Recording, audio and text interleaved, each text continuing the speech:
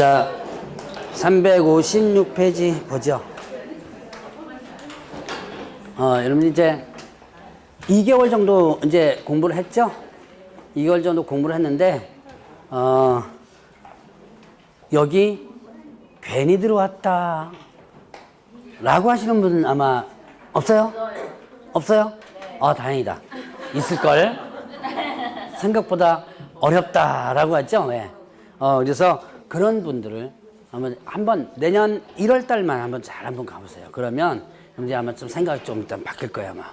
자, 일단 보죠. 356페이지에 보면 여기 박스에 보니까 뭐가 있냐면 그 경매 절차가 쭉 나오죠? 경매 절차가 나오고 그 다음에 357페이지 보세요. 357페이지 보니까 이제 그 하나씩 경매 신청부터 해서 경매 개시 결정 쭉 여러분들이 이제 거기에 나온 내용들을 하나씩 배울 건데, 자, 쭉 한번 보세요. 거기에 뭐 360, 361 쭉 하면서 경매 절차가 쭉 나옵니다. 자, 여기가 시험 문제가 가장 많이 나오는 부분이에요.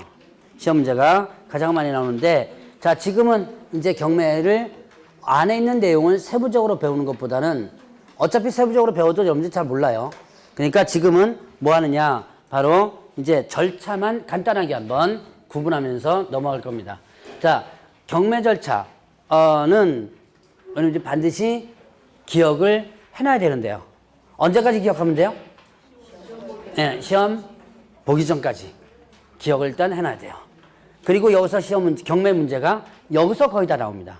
아까 뭐 경매 개념 이거는 때는 시험 문제 어쩌다가 한 번씩 나왔고요. 지금부터 배우는 것은 시험 문제가 거의 다 나와요.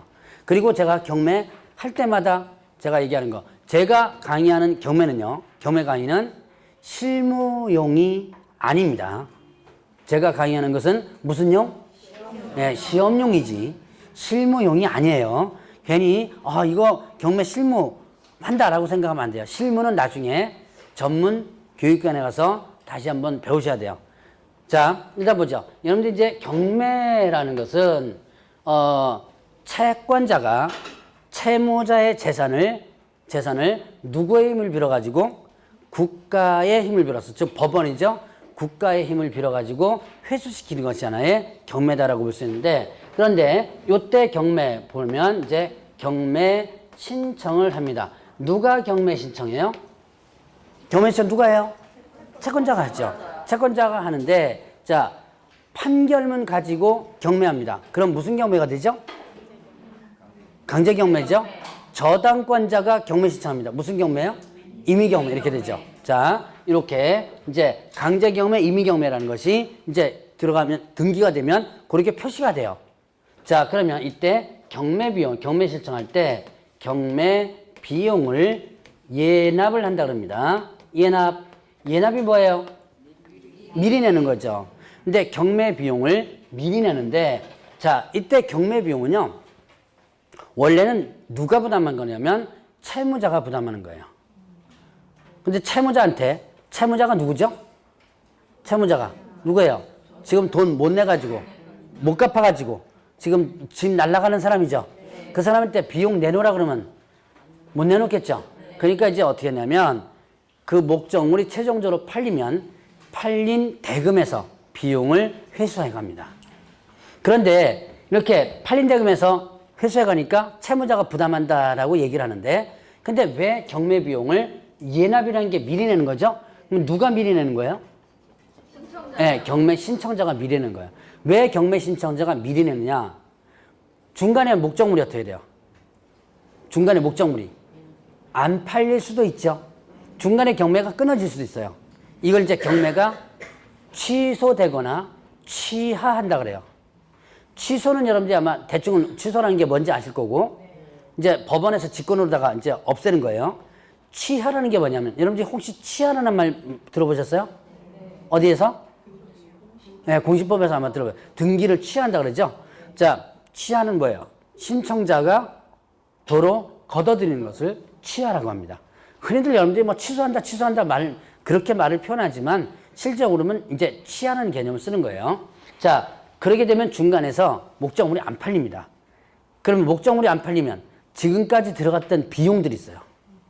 그럼 여러분들이 그 들어갔던 비용들이 뭐 있을까요? 대표적으로 경매가 진행되면 일단 우편물이 계속 왔다 갔다 합니다. 등기 우편은 왔다 갔다 하죠? 혹시 경매 경험하신 분 계세요? 경매 신청 한번 경매 낙찰 받아보십니까? 낙찰 받아보셨어요? 오, 이제 공부할 때가 좀 편할 거예요. 낙찰 한번 받아봤으면. 다른 분들은 없나요? 혹시 경매 신청해 보신 분? 신청해 봤어요? 이게 공부하시기에는 좀 편할 겁니다, 아마. 경매 당해 보신 분? 제가 인천인가 어디서 강의할 때, 경매 한번 계시는구나. 자, 인천인가에 할 때는 3개를 다 해본 분이 있더라고요.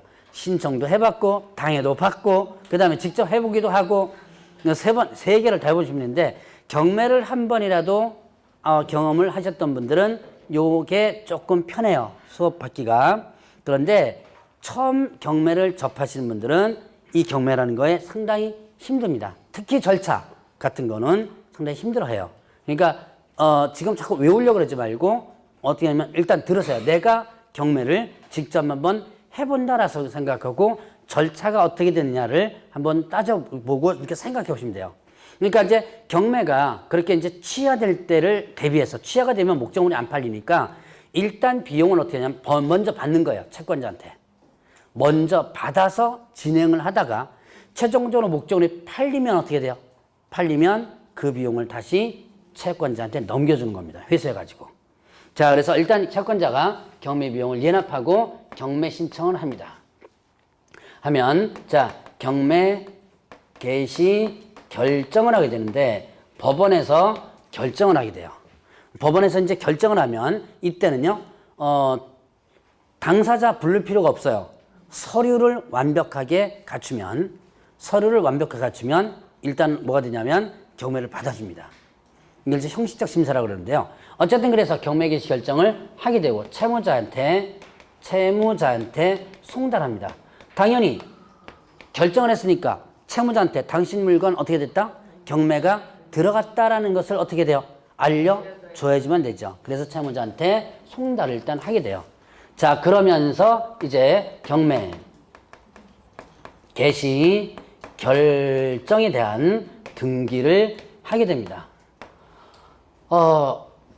흔히들 경매 등기라고 하죠.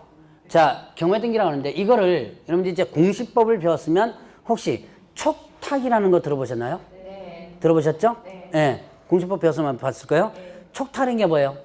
촉탁 등기라고 그러죠. 네. 국가나 지자체, 정부기관이나 지자체에서 등기소에 뭐 한다? 등기 좀 해주세요라고 부탁을 해가지고 등기소에서 한다. 원래 등기는 신청주의라고 그러죠? 네. 예, 괜히 아는 척 하니까 저 등기 쪽에 물어보지 마시고, 아는 척만 합니다. 그래서 원래는 등기는 이제 신청해야 되는 건데, 이제 이런 것들은 법원에서 부탁을 하는 거예요. 등기소에 등기 좀 해달라. 부탁을 해가지고 경매 개시결정 등기를 하게 됩니다. 자, 이제 요때 송달된 시점이거나 등기된 시점, 요 2가지 시점에서 빠른 시점에서 어떤 효과가 발생되냐면 압류의 효력이 발생된다 그래요. 그럼 이제 이 물건을 어떻게 한다? 물건을 압류한 게 되는 거예요. 물건을 압류한 것이 된다. 그러니까 누가 압류한 거예요? 누가 압류한 거죠? 법원에서 압류를 시켰죠. 그러니까 누굴 대신해서 압류한 거예요? 그렇죠. 그래서 압류의 주체자가 누굴까요? 압류는 법원에 해주긴 해줬는데 누구를 대신해서 해준 거예요? 채권자를 대신해서. 그러면 결국은 주체자가 누구죠? 채권자가 주체자죠. 그래서 이제 이때 송달된 시점이거나 등기된 시점에서 압류의 효력이 발생되면서 어떤 용어가 나오냐면 압류 채권자라는 용어가 나와요. 자, 이제 지금은 절차보다는 11월달, 12월달은 용어를 여러분들 익숙하게 하면 된다 그랬죠? 이게 절차보다는 용어가 어떻게 된다라고 하는 것을 보시면 돼요. 자, 압류 채권자는 용어가 나온다. 채권자긴 채권자인데 이